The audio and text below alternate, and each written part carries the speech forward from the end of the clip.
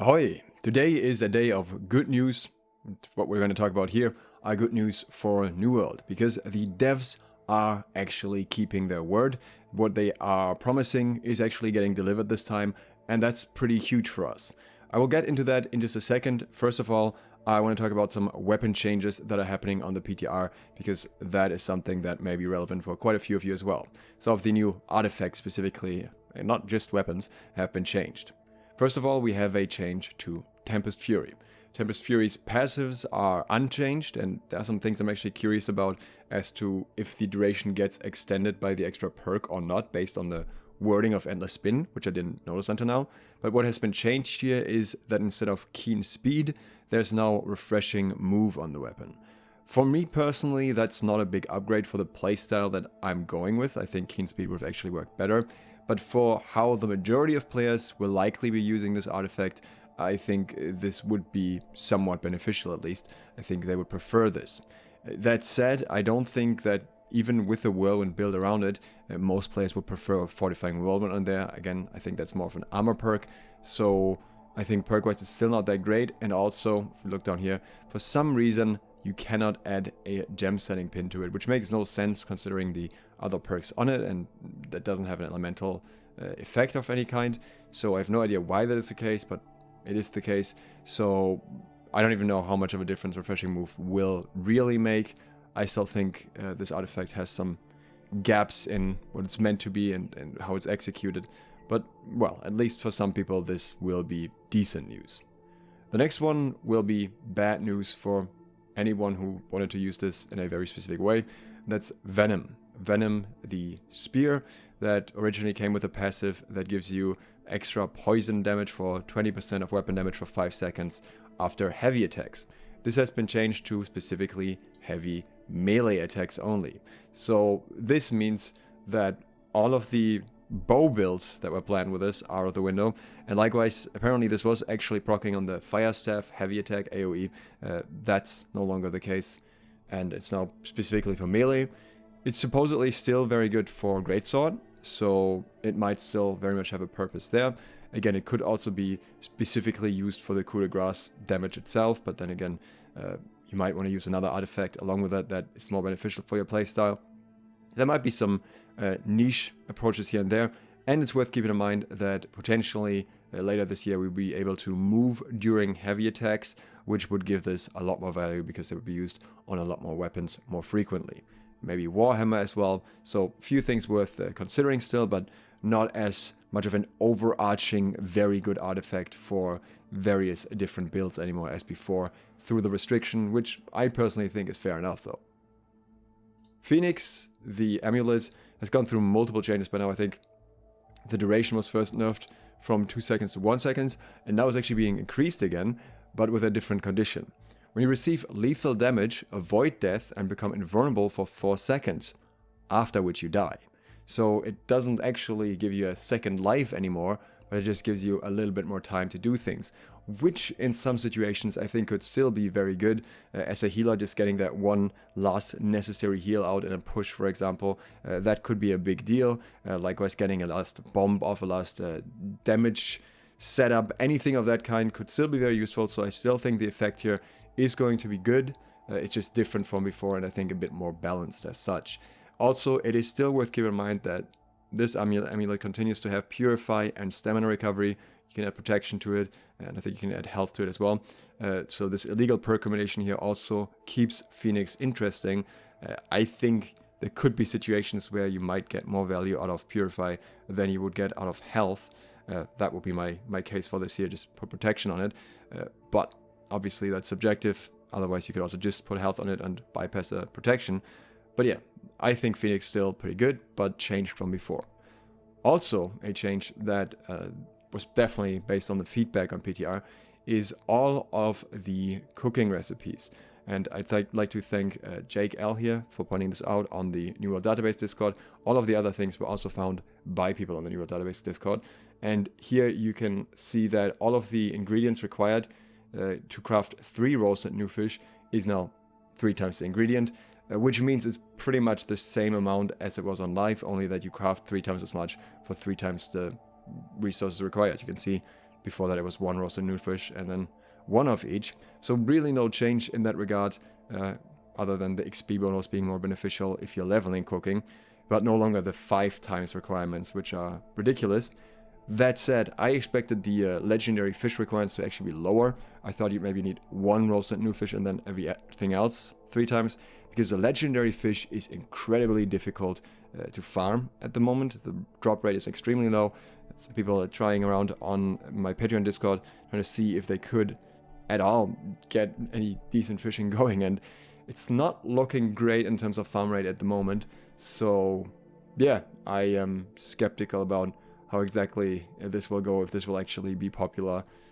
Some people have already stocked up now, but keep in mind that for the stamina food specifically, the constitution food specifically, you will be able to still use banana. You see the banana bread here.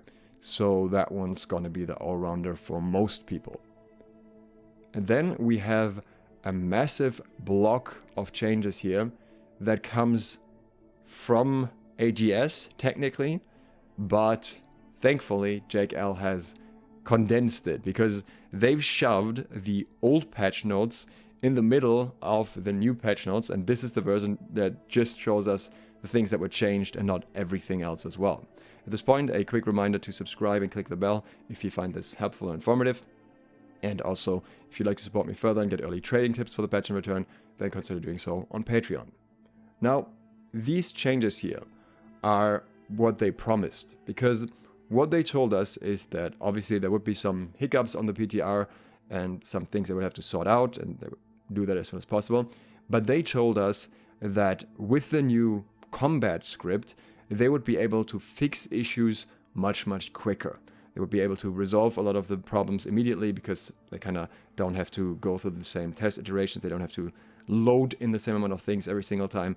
And that was something I was very skeptical about, but that is exactly what we're seeing here.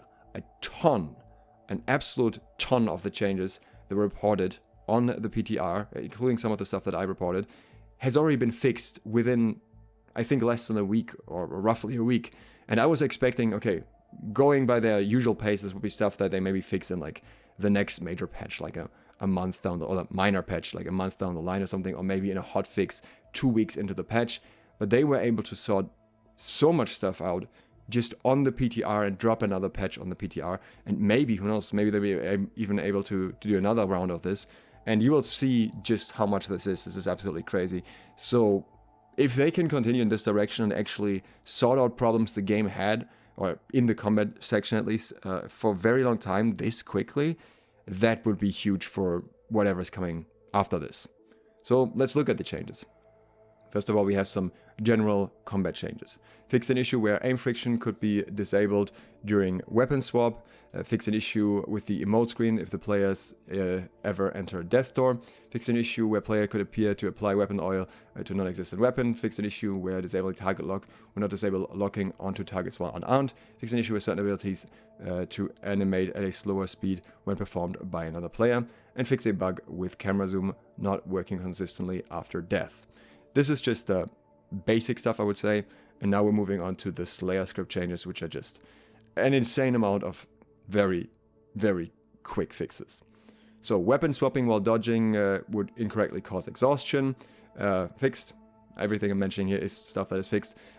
Players would incorrectly dodge twice in a row if they held block, performed the primary attack, and then dodge cancelled into the attack. Very specific things that were also able to catch so quickly here. Somebody definitely reported this because it's very weird, but then they, were able to find that right away, which is impressive. Activating shooter stance and then quickly deactivating it could leave you in a permanent crouch pose. Abilities that push, like clear out, or pull, like Maelstrom, did not work as expected. Blunderbuss and musket would have an incorrect amount of movement speed after firing. Ranged attacks and abilities could not be block cancelled. Very important change here. Players could get stuck in the gate crafting animation OPR. The character could stutter when recovering from a stagger animation, specifically with riposte. The navigation and locomotion animations while using Void Blade were fixed. I don't know if this is also affecting hit detection, but at least it's going to make things feel smooth. Again, very big deal to me personally. Flamethrower regenerated mana during use. That was a bit weird. Now I think it does work as intended. Now it's still is kind of limited in how much mana it uses, how long it lasts, but keep in mind here that mana changes are also coming later this year, so this is also something that's probably more setting things up for the future. Fixed an issue where fall damage was not being applied. Fixed an issue where part of the arm was missing when previewing skins on the spear. Next batch here, we're just gonna go through these bit by bit, so you can kind of visually follow up. Character animation issues around previewing skins for your personal collection has been fixed. There were some stuttering problems with movement on sloped terrain. Also, I think a very long-standing issue. I don't think there's a new one that was introduced, but just one that they were able to fix now, as far as I know anyways. Stamina bar was completely depleted when dodge cancelling the spear's javelin ability. Certain spells would refund their mana cost. I guess that's also kind of flamethrower in a way. An issue that would cause a crash when aiming on sights with the spear's javelin ability. Character navigation animations while using Void Blade. Again, Void Blade all over. So, very happy. A fixed issue that could cause the character's left hand to be out of position in certain cases. Sometimes you were able to aim and shoot while interacting with furniture. You could use the blunderbuss mortar charge ability without a reload cooldown. The sticky bomb ability could cause the character's hand to twitch. Fixed an issue where enemies would not register damage from certain melee weapons after using the fortifying whirlwind perk. They did some interesting changes to that in general. I'm not entirely sure what's going on there. Fixed an issue with remote clients freezing during certain interaction animations. Again, this is a very, very long list of changes. The opponent's names remains white in duels. Also, like, issue we had for years that kept coming back, that they are apparently able to tackle now. Players could attack while petting Stanley. Character arms would be misplaced in the transmog menu while previewing ranged weapons. The ice and ring cores were missing from the gauntlet weapons. When pressing block after casting the Sacred Ground, that could put it on a cooldown without activating it. Cancelling a light melee attack with a block could cause a short teleport.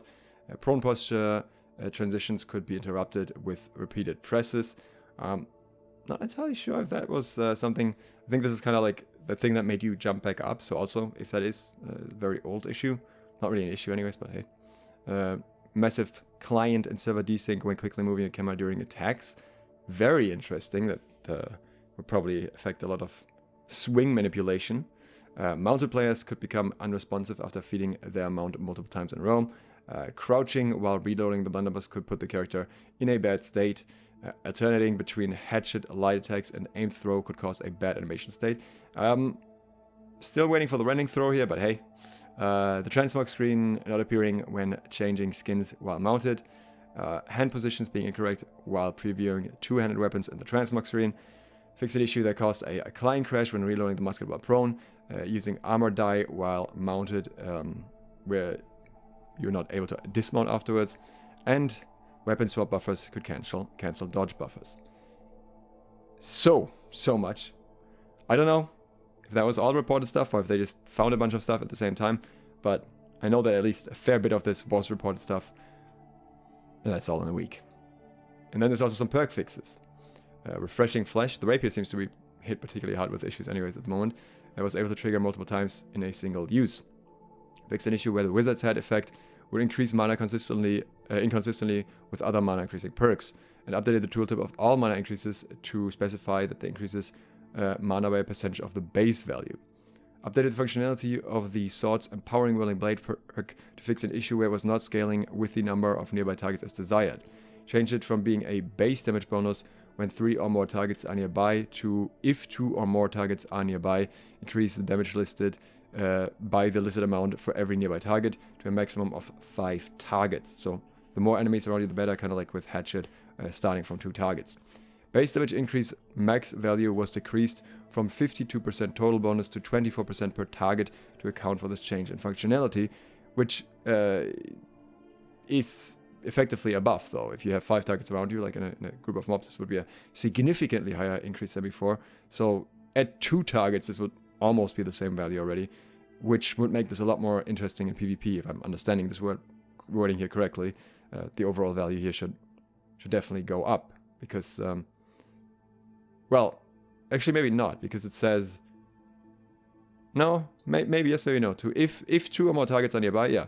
So the condition is 2 targets, and then it would be 24 per target. So it should already activate at 2 targets, and that would be a 48% increase. Unless the increase doesn't count from the first target, but from the second, then it would be a 24% increase. Either way, likely more increases with less enemies around, I think. And then fix an issue where status effects that were applied to other players when you're hit would not properly be modified by perks, like extending the durations properly. Which is also probably a pretty relevant change. I think maybe Flail. Fix an issue where the Blight enchantment perk was not properly categorized as a poison, which prevented it from being modified by effects that change poisons. Fix an issue where players would desync when using perks or passives that reduce knockback distance to nothing, such as the unmoving artifact boots. This is interesting because this is something that I reported, and I feel like they probably weren't able to fix it then because they were working on the new Slayer script, and they were like, okay, this would mean we would have to fix it twice, and it's a complicated fix. Question is, how strong does this make unmoving now? Where does this actually work properly, and how much impact will it have? So, kind of spicy. And fixed an illegal perk combination on Moon of Healing. I did mention that piece of gear. That said, that's not the only one that's on. It's actually nice that they are officially using illegal perk combination now, by the way. I got some criticism back in the day for calling it that, but here's your confirmation that it is called illegal perk combination. But also, this is interesting because this is Savior and was blessed together, but now it's Purity of Light. Still a good life staff, don't get me wrong, but Field Medic still has blessed and Savior. So either they just wanted to be more exclusive and only give Field Medic this option, or they just want Field Medic to be insanely good because it's harder to get. I don't know which one of the two it is, but so far Field Medic has not been changed and Moon of Healing is officially changed. So, we'll find out. On the artifact side, Inferno and Life Taker would not display the proper damage values in the inventory when scaling of the alternative stats, so you should actually see how much damage you're doing now. On the Hatchet, they fixed an issue where distancing throw wouldn't cancel the basic attack throw while moving. That was one of the things that I was talking about, one of the problems that I had.